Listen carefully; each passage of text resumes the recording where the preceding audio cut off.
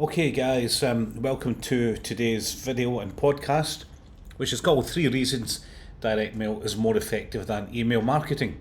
So, this is it's like a debate that's been going on for years now, where is direct mail versus email marketing. So, if you stay to the end of this, I'll make this a very short video because it is important, but I want to just focus on the important parts and not rabble on like I usually do. So I'll go through this very quickly. So this is a post that we put out to our social media platforms. We also send this by email, and of course we send direct mail. So one of the things that I'm constantly trying to remind people is that we're not telling anybody to stop doing social media or to stop doing Google ads or Facebook ads. These days you have to show up wherever your customers are. And if they're on Facebook or LinkedIn or Instagram or whatever they are, you have to be there as well. They kind of expect you to be there. But what we discovered a number of years ago, that the really successful businesses, the really successful influencers, and the successful gurus in any industry are all sending direct mail, as well as all the other stuff they do. So it's now become essential. It's quite interesting that. So if you look at all the businesses and you look at the top 5%, the 5% that are making the most money in any industry, including Google, by the way, including Facebook, including Instagram, or was it Metaverse are now called, they're actually sending direct mail letters in the post, okay? We get this kind of stuff all the time.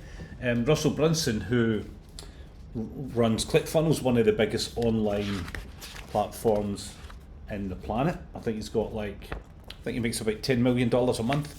Not bad, eh? Now, so he's got an online business, an online software program, a bit like us, we get mail funnels, and he sends this newsletter in the post to his customers every month. It's called Behind the Scenes. I also get the other one called Magnetic Marketing, which is Dan Kennedy's. So that we get this newsletter in, there's 20 pages, right? And it's really good. And when I get this, I really take my time to read it. I read it again. I make notes. I highlight it. I sit it on my desk. I'll pick it up and read it in the morning. I'm constantly reading it, but more importantly, I'm remembering what I'm reading, and that's really, really important. It's not like an email. You read it, you forget about it, you delete it. You probably don't act on it. So let's just go through the three reasons why direct mail is more effective than email. So number one, direct mail does not require an opt-in, right? You don't have to opt in to direct mail. Now you might have to buy the list from somewhere, right?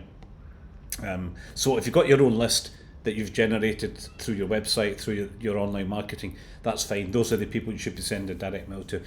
But in any case, they don't have to opt into it, and they can't stop you doing it. So they can't write to you and say stop sending stuff to me. Of course, if somebody did write to us, we would stop sending it because we don't want to annoy them. We don't want to send them junk. But essentially, you could go buy a list from a really good broker, not just any broker, and you could email that list with a good offer, and they're going to get your piece. And it's usually, what mail funnels are working on is all the letters are going to be priority envelopes, so the people are going to open it just like they do with the FedEx. They're going to get the message, they're going to open it, they're going to read it. And because it is direct mail, there is a cost involved in terms of postage and printing. Then you as a marketer, you're not just going to send these letters to anybody. You're not just going to send it to anybody and everybody. You are going to keep your list up to date and really try to focus on your target market, so that the message you're sending to the direct mail piece you're sending is actually valuable, interesting, and you're going to get the highest response rate as possible. So although you have to bear that in mind, the fact is you can send stuff to people, they cannot block you. Direct mail stays effective longer than you think. So direct mail is a bit like putting a note on the fridge. So I'll just read this out for you. We sometimes hear for customers that our mail stays on the desk for weeks, says Andre Palco, president of Technifold USA. They may not immediately take action, but our brand lingers until they're ready to contact us. An email does not last as well.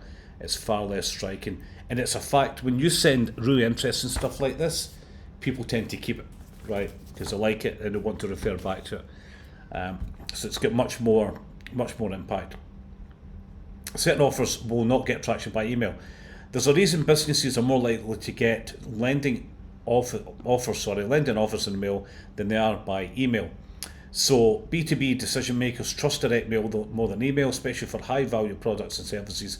Mails can also include a wide variety of trust building content, not possible or reasonable to include in the email.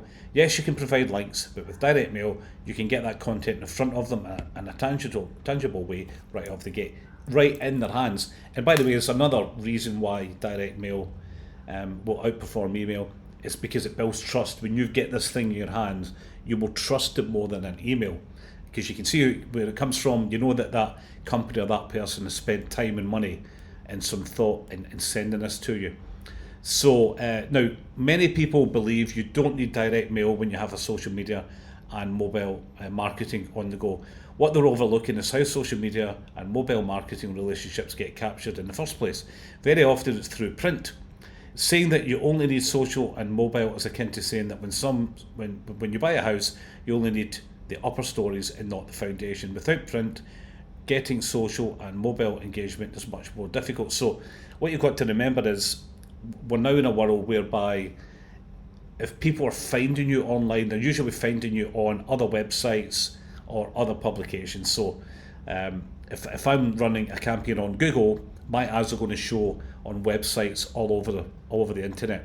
So people are going to find me through online marketing as well as offline publications. So if I run ads on YouTube, or I actually take out ads in printed newsletters, which is a brilliant way to get customers, by the way.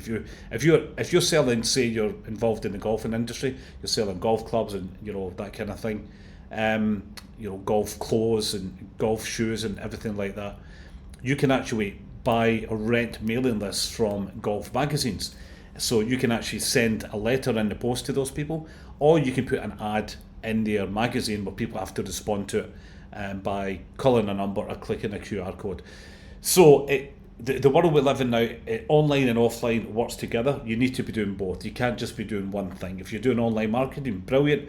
You add mail funnels to your online marketing, you're going to see a 50, 100, maybe more percent improvement on your profit margins.